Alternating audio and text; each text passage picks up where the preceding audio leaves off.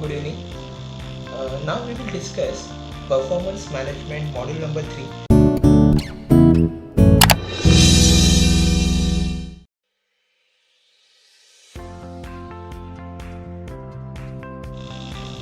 Now we will discuss managing the performance in an organization.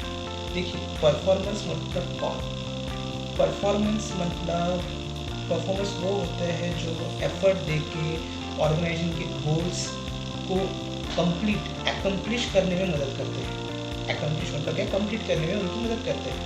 और जो ज़्यादा एफर्टली काम करता है, जो प्रेजेंस ऑफ माइंड उसका ज़्यादा अच्छा है, वो काम में बहुत अच्छा है। ओके, जो काम में बहुत अच्छा है उसे कहते हैं परफॉर्मर्स।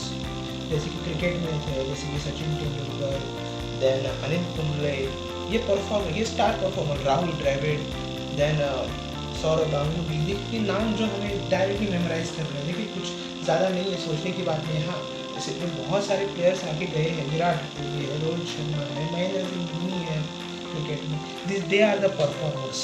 युवराज सिंह परफॉर्मर्स। बहुत सारे लोगों के हमें नाम याद करने पड़ते हैं, बट इन लोगों के नाम डायरेक्टली हमारे क्या ज़बान पे आते हैं। कब आते हैं? क्योंकि उनकी एक्शंस, उनके एफर्ट्स हमारे दिमाग में, हमारे दिल में ऑटोमेटिकली घर करके गए हैं, एक अलग सी जगह बना के गए हैं। तो इसीलिए हमें उनके बारे में ज़्यादा सोचने की ज़रूरत नहीं पड़ती। ऐसे बहुत सारे फुटबॉलर्स भी हैं, जैसे कि रोनाल्डो हो गया, इजीली नाम आ जाते हैं, है ना। जैसे कि बैडमिंटन में हो गया, जैसे कि रॉजर फेडरर हो गया, डिजोकोविच हो गया, नडाल हो गया। देखिए इजीली क्यों आते हैं इनके नाम? They are the star performers. क्योंकि उन्होंने action speaks louder than words. देखिए ये उनकी एक्शंस की वजह से वो परफॉर्मर बने हैं। तो सबसे पहला हम उसमें देखेंगे कि हमारे ऐसे परफॉर्मर्स को हम कैसे मैनेज कर सकते हैं। सबसे पहले है कि उनके साथ कंपनी के गोल्स और एक बेंचमार्क जो स्टैंडर्ड मेंटेन करने वाले उनसे डिस्कस कीजिए, जिनसे परफॉर्मेंस के साथ। अभी आप बोलोगे कि सर बाकी को हमें परफॉर्मर में कन्वर्ट करना है, उन्हें कंपनी से बाहर नहीं करना है, उन्हें कन्वर्ट करना है। देखिए ये उंगलियां हैं, 5 उंगलियां, कोई छोटी है, कोई बड़ी है, हर एक सेम तो नहीं रहती, किसी ना किसी में तो कुछ प्रॉब्लम्स होती है। देखिए पूरे कॉलेज में हो या किसी स्कूल में हो या किसी क्लास में भी हो, एक ही बंदा रैंक वन आता है, सबके सब रैंक वन नहीं आते, है ना। तो second point is utilize performance management software. Try करना है कि हमारे जो ऑर्गेनाइजेशन है वो IT फ्रेंडली होनी चाहिए। IT in the sense information technology friendly. सारा काम हमारा IT के बेस पे जल्दी होना चाहिए। एक सॉफ्टवेयर जो भी टेलर मेड सॉफ्टवेयर है, जो हमारे परफॉर्मेंस को इवैल्यूएट करता हो, मैनेज करता हो, रिव्यू करता हो, चेक करता हो, उसे प्रैक्टिस कीजिए, उसे रेगुलेट कीजिए हमारे वर्किंग में। Then offer frequent performance feedback. उनके अंडर जितने भी सबऑर्डिनेट्स दिए गए हैं उनका फीडबैक लेने की जिम्मेदारी लीजिए, उनका फीडबैक लीजिए, कौन कैसे काम कर रहा है देखिए। Then use peer reviews. Peer reviews मतलब कौन? पीयर मतलब आपके आसपास जो आपके कलीग्स हैं उनसे रिव्यू लीजिए। Okay. Then preventive management and recognition. अगर कोई अच्छा काम कर रहा है तो उसे रिकग्नाइज जरूर कीजिए, रिकग्निशन जरूर कीजिए। Set regular meetings. देखिए रेगुलर मीटिंग होता भी है, डिस्कशन आउटकम्स होता है, रिजल्ट्स होते हैं, मगर लोग क्या करते हैं? एक्शंस पे ज़्यादा फोकस कीजिए। चाहे आप वीकली लीजिए, 15 डेज लीजिए, मंथली ले लीजिए, कोई प्रॉब्लम नहीं। Okay. Then we will discuss the challenges of performance management. सबसे पहला है कि रॉन्ग डिसीजन। अगर देखिए ऑर्गेनाइजेशन का पूरा सक्सेस डिसीजन के ऊपर होता है, और अगर हमने डिसीजन रॉन्ग ले लिया तो हमारा पूरा का पूरा स्ट्रक्चर बिगड़ जाएगा, काम करने का तरीका बिगड़ जाएगा, हमारे गोल्स को अचीवमेंट नहीं कर पाएंगे। Second is absence of integration. Absence of integration का मतलब होता है कि लोगों में, कह सकते हो जितने भी एम्प्लॉयज़ हैं उनमें कॉपरेशन नहीं है एक दूसरे के साथ, they are not helping each other. Okay. इसकी वजह से इंटीग्रेशन में प्रॉब्लम है। इंटीग्रेशन मतलब क्या? एकता मतलब एकत्रित आना, that is called as Ekta.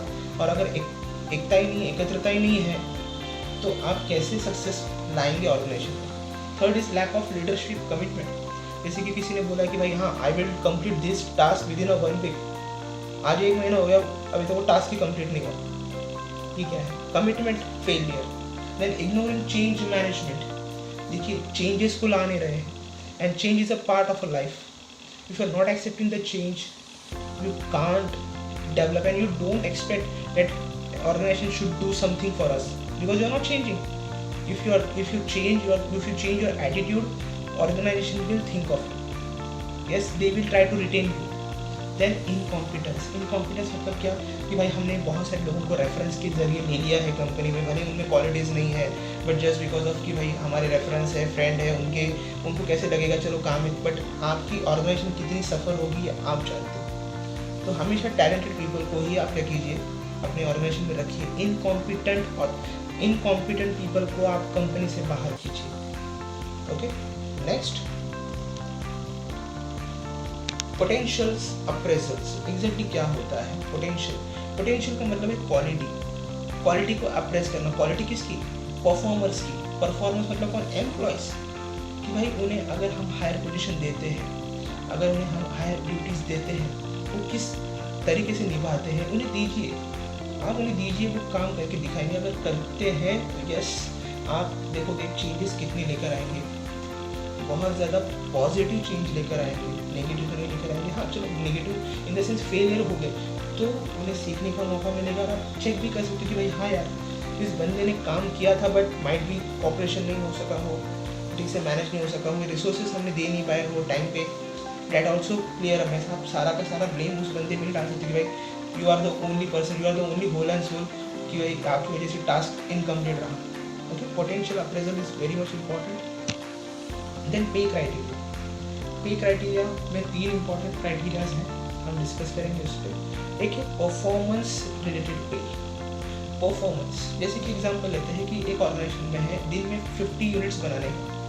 Okay, 2 बंदे हैं, एक बंदा 40 यूनिट्स बनाता है और एक बंदा 60 यूनिट्स बनाता है। आप मुझे बताइए, अगर 60 वाले बंदे को भी 40 वाले कितना पे मिलेगा, क्या वो मोटिवेट होगा? बिल्कुल नहीं होगा। वो मोटिवेट ही नहीं होगा, बोलेगा कि भाई मैंने तो दिन भर इतनी मशक्क़त, इतने एफर्ट लेके काम किया और मुझे कुछ नहीं मिला, और वो बंदे ने कम काम किया, उसको भी मेरे इतनी सैलरी मिल रही है, फ़ायदा क्या? नेगेटिव एटीट्यूड आएगा उसका, नेगेटिव। तो आप हमेशा देखिए, बहुत सारे ऑर्गेनाइजेशन में देखिए सेल्समैन जो होते हैं उन्हें सैलरी भी मिलती है और उन्हें कमीशन भी मिलता है। Commission in the sense what? Commission is the net extra monetary benefits. Next we will discuss the competency based pay। Competency मतलब क्या है कि भाई एक बंदे को हमने हायर किया just because of his competency. Competency का मतलब है उसकी स्किल्स, उसके नॉलेज, उसके एक्सपीरियंस के बेस पे हमें उसकी ज़रूरत है। जैसे कि आप देखो कि बहुत सारे ऑर्गेनाइजेशन होते हैं जहाँ पर ना आप देखो कि बहुत सारे लोग रिटायर्ड हो जाते हैं। रिटायर्ड होने के बाद उन्हें फिर से रिक्रूट करते हैं आउटसोर्सिंग, और उन्हें एक्स्ट्रा पैसा देते हैं कि भाई आपके सजेशंस की हमें बहुत ज़रूरत है, आप प्लीज़ हमारी कंपनी प्लीज़ 2-3 साल और रही है यहाँ पर। जो नॉर्मली प्राइवेट सेक्टर में होता है बहुत जगह पर, और वो सिर्फ अपने आइडियाज़ और एक्सपीरियंस का यूज़ करते हैं वो लोगों को, और उनको पे मिलता है। ओके, क्योंकि उनकी वजह से आज वो ऑर्गेनाइजेशन इतने बड़े मुकाम पे, उतने बड़े लेवल पे आ गया है। और रिटायर्ड होने के बाद उनको बोलते कि भाई आप और 2-3 साल रहिए यहाँ पे, हम आपको एक्स्ट्रा पे करेंगे जस्ट बिकॉज ऑफ कि आपके पास नॉलेज है, आपके पास स्किल्स है और आपके पास एक्सपीरियंस है। देन टीम बेस्ड पे। टीम बेस्ड मतलब क्या होता है कि भाई एक टीम में 5 लोग हैं, सबकी सैलरी सेम कर दो, बट यहाँ पर देखना है कि हर एक को इक्वली काम डिस्ट्रीब्यूट भी करना है। ऐसा नहीं कि भाई 5 लोगों में से सिर्फ 4 को काम दे दिया और एक अपना चमचा है अपने साथ ही रहेगा, बिल्कुल नहीं। सबको इक्वल काम बांटना आपकी जिम्मेदारी है। ओके, ऐसा नहीं होना चाहिए कि किसी के साथ हमने इनजस्टिस किया हो। Okay, this is called as a pay criteria, team based पे।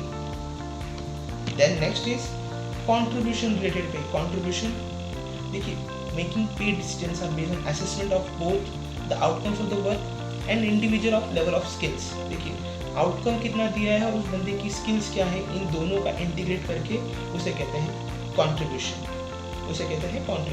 ओके। तो यहाँ पर हमने पे क्राइटेरिया की बात कर ली है। So we will get our new module for next lecture.